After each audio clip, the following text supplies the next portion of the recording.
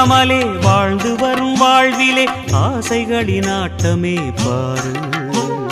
வாழ்க்கையின் சாவியும் ஆழியில் வீழ்ந்ததே வழி என்பதென்ன இனி கூறு.